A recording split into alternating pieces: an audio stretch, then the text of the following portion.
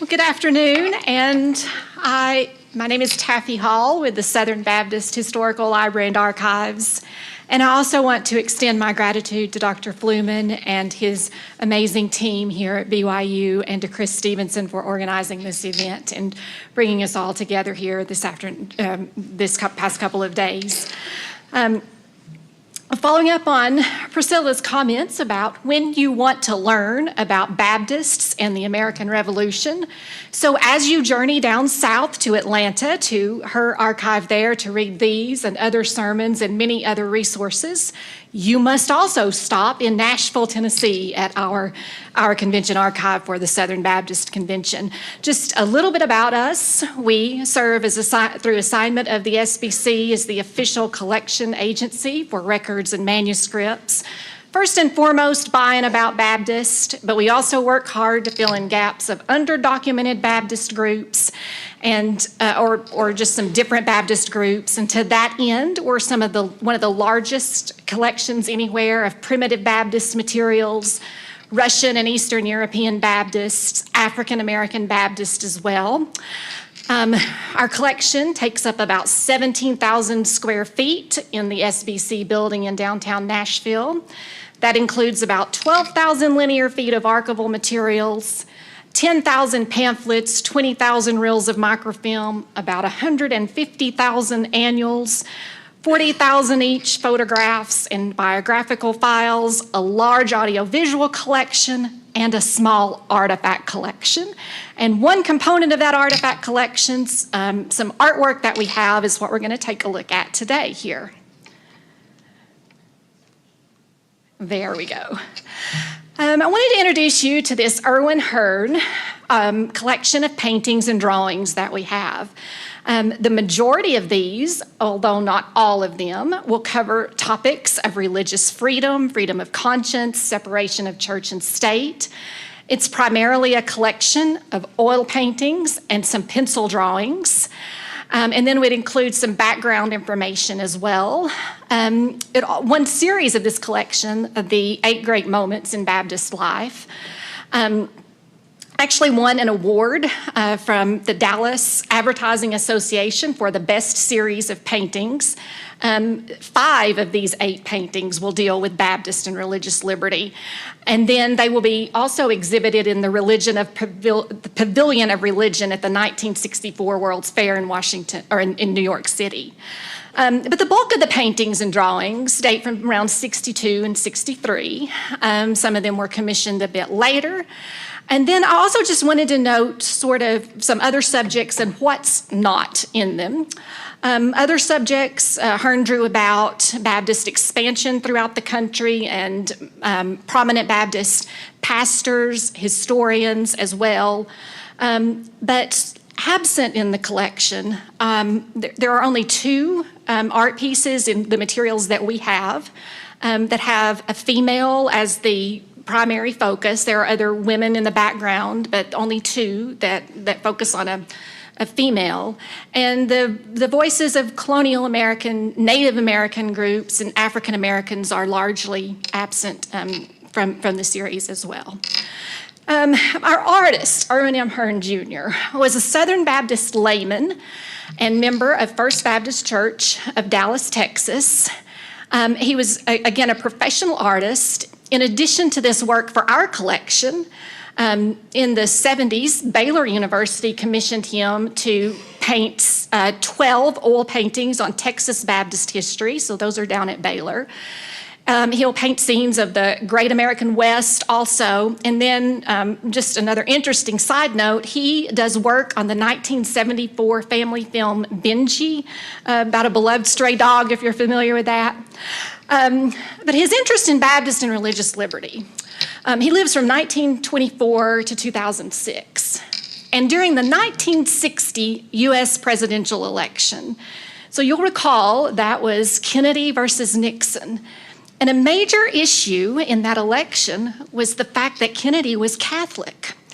And this causes a lot of discussion throughout the country, and it causes a lot of discussion among Southern Baptists. So Hearn, watching and listening to this election coverage, he becomes increasingly curious. Why is this an issue? So he starts reading as many U.S. history books that he can about the history of the separation of church and state in America. And that leads him to the contributions of a couple of prominent early colonial American Baptists that we're going to look at in these paintings, and to this realization of this really important role that early Baptists in America played in securing religious freedom in the country. And he just reads more and more, and then he reads Baptist histories. And then another Baptist Texan by the name of J.M. Dawson, who is very significant in Baptist life and a 20th century advocate for religious liberty.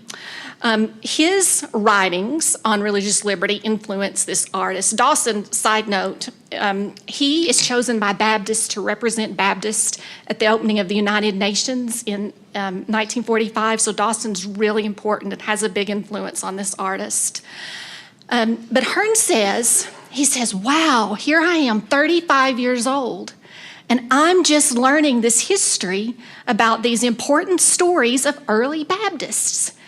And he says, if I don't know this history that well, there's probably tons of other Baptists in the pews that don't know it that well either.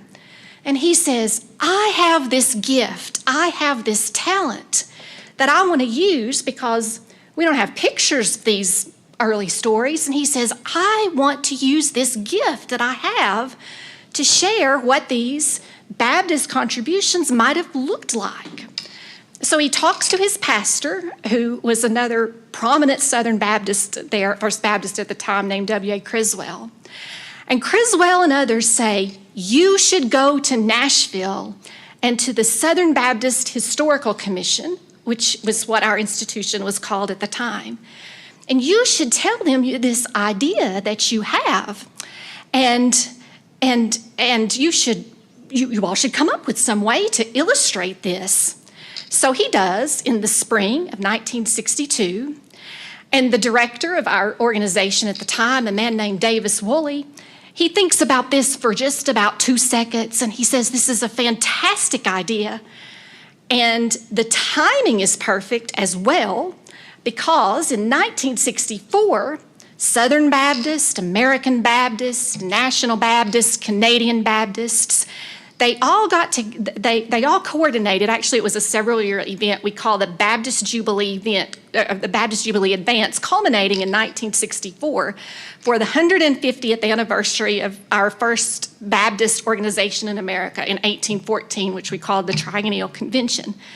So Dr. Woolley says, this big event is coming up in 64, and we think more Baptists need to know about how significant early Baptists were in securing religious liberty.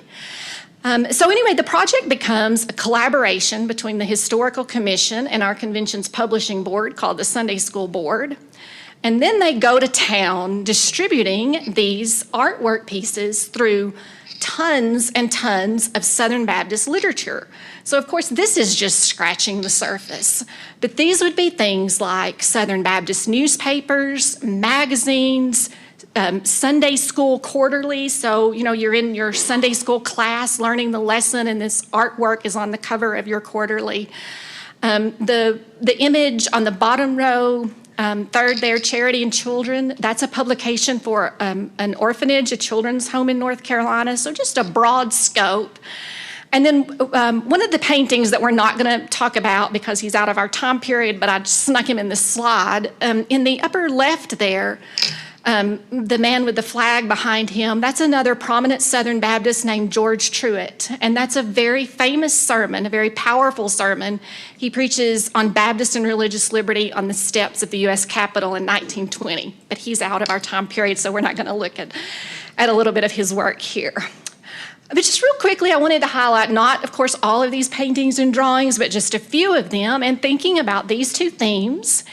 And we'll look at the first theme there, freedom of conscience and separation of church and state, with the paintings, and then the real struggle this was for Baptists with the pencil drawings. And also I will say these paintings, the majority of them, hang in our library and archive in Nashville. This one of Roger Williams. And the other thing I wanted to be sure to mention as well, kind of as we're looking at these paintings and drawings, think your favorite current historical drama, in that Hearn was not only painting each painting, but on each subject he had read extensively, and he worked with a team of Baptist historians who supplied him with all kinds of details, time of day, who might have been present at the event, what their dress would likely have been like. But then some details, because we don't have actual pictures from the time, some details he took some artistic liberty with as well. And these descriptions were descriptions the Historical Commission staff wrote, again, working with Hearn on each of the paintings. So this, Roger Williams, this is the moment that he's leaving Salem, and Hearn, his inspiration and what he's trying to capture in this painting is Williams' final look back. And then he also takes the liberty, and you can sort of, I hope maybe you can see in the slide at the bottom, there's some doves there. But he paints those doves in to represent Williams' peace-loving qualities. And then this is Isaac Bacchus before the Continental Congress. And on this painting, Bacchus, a Congregationalist before he was a Baptist, prominent Baptist evangelist, historian. And here he is before the Continental Congress. And Hearn's main point to convey in this is he's thinking about facial expressions.